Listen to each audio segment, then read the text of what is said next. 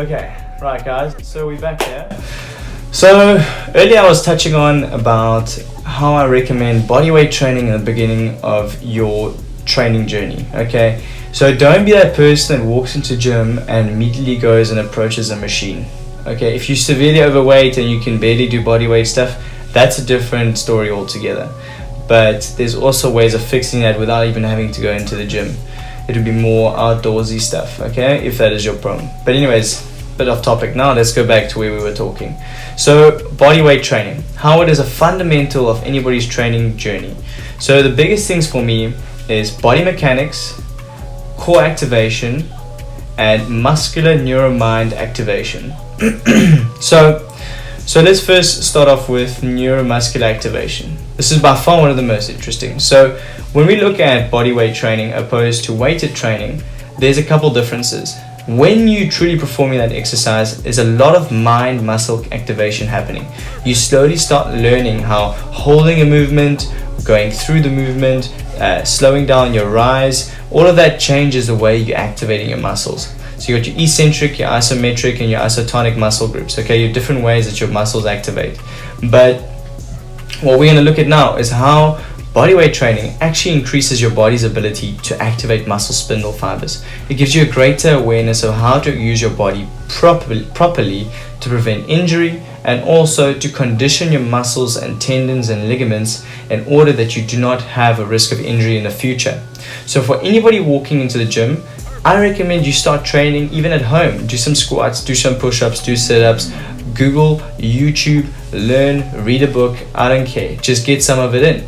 The more and more you do, the better you structure your bodyweight workouts, the better benefits you're going to see. So neuromind muscular activation is by far one of the best. You'll see that you're able to, even when you branch off into going and using weights in the future, which you will of course, but in the beginning it's really important that you learn how to really contract that muscle, how you learn how that muscle is able to endure certain time periods under tension, and just being able to test your limits. And if you're testing your limits body weight, it's a lot safer because you don't have weights that they're going to fall on you, smash your head. If you're not using the right muscle activation, you're not worried about injuries, okay? Body weight is a lot more lenient in that sense, okay? And the big thing is boom, boom, core stability, core strength, core engagement. Be it what it must. Your core is the fundamental of your body. Your trunk is where your stabilization comes when performing any exercise. A good core makes a good athlete, makes a good human, gives you good posture, less risk of injuries in any exercise you perform with a good strong core. Okay, so what basically bodyweight training does is that you, no matter what exercise you do, you have to activate a lot of your core. It's not like you're going and you're sitting down on a leg press machine and you just literally repping it out.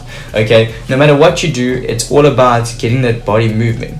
So from core stability here, we branch into body mechanics. Okay, so like when I spoke about earlier, sitting on a leg press machine, I said it's very isolated. You're attacking one muscle group, but you're not teaching the body how to move.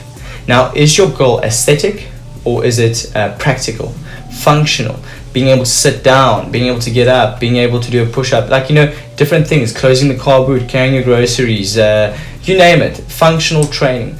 We're learning to train for movement, mobility, and basically letting the body work the way it's supposed to. So what bodyweight training, it basically helps you with this process. Earlier I recommended yoga as a very important fundamental in this stage. I'm going to be doing a lot more yoga for the next 2 months just because of the video, and my sister's doing a yoga course. So there's a couple other reasons there, but I'm going to be doing more yoga. I love yoga. I haven't been doing it nearly as much as I used to, and I'm feeling the difference in my performance as an athlete, my detoxifying, my mental psyche.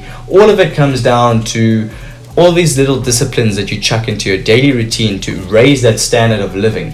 So remember, the only way you attain goals is by raising your standard of living, waking up earlier, changing your diet, changing your psyche, changing your friend groups, doing things you're not used to. You don't want to be that person you were 2 years ago. I mean, like, heck, okay, cool, maybe you weren't a bad person, but you want to have grown, you want to have progressed, you want to be able to track back and be like, yo, I've come this far in 2 years. So that's what also this YouTube channel is about, is basically about tracking back, having a log, and being able to see the progression.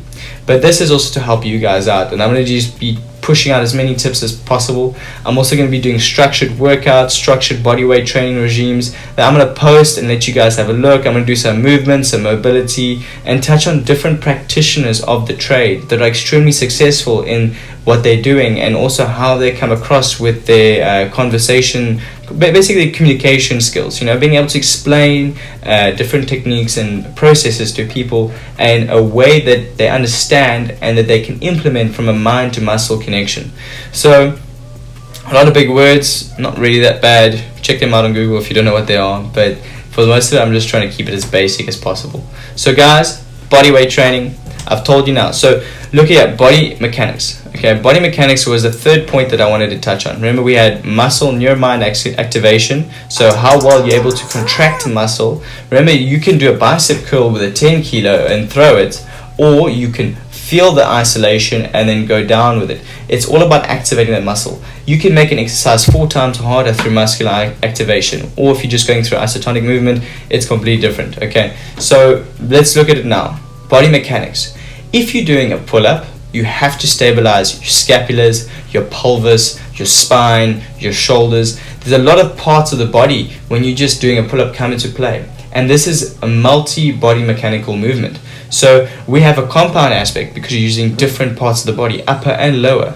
And no matter what you're doing, whether it's a muscle up, or if it's a normal pull-up, or it's an Australian pull-up, or a squat, it doesn't matter. You're going through different planes of motion, and when you're doing this, you're activating different parts of the human body and muscle groups at the same time, which basically get a cohesive movement, a cohesive joint, that a bunch of muscle groups and joints are working together to get one solid movement. And that's what it is. That's where movement comes in, and that's where neuromind muscular activation comes in. And bodyweight training is the only way you're going to really be able to tap into this. Okay, I love going and squatting, doing some deadlift, even getting a nice pump at the curling rack.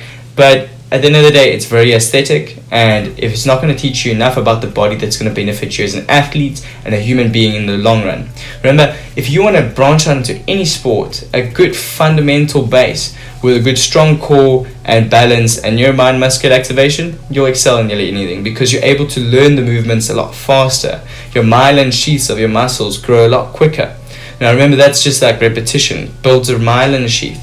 If your body is more capable at grasping new things very quickly, you're going to see a big benefit. So bodyweight training, guys, 2 months, try it out. I'm going to put a beginner routine up for everybody to check out, some YouTube links of some guys that are really awesome at this trade, and also let me know how you think about all of this, like how you interpreting the information I'm putting out there, and what thought processes are going through your mind. If you understand what I'm talking about, if I should simplify it, make it more in depth, you guys tell me. But today's segment was bodyweight training, and then I'm going to link some videos underneath my description, and I hope you guys enjoyed it.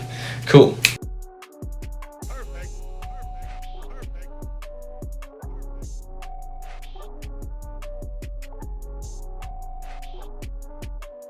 But it's about time I start pumping out the content and also helping out other people with what I've learned, and not being selfish with my knowledge, letting it benefit others. People can take it as they want, and also they can contact me privately and explain to me their stories, or even ask more questions, or if they don't agree with one of my points, hey, my sister's dog eats everything. Like if there's a moth on the floor, she'll eat it, and this is what we kind of have to get used to dealing with.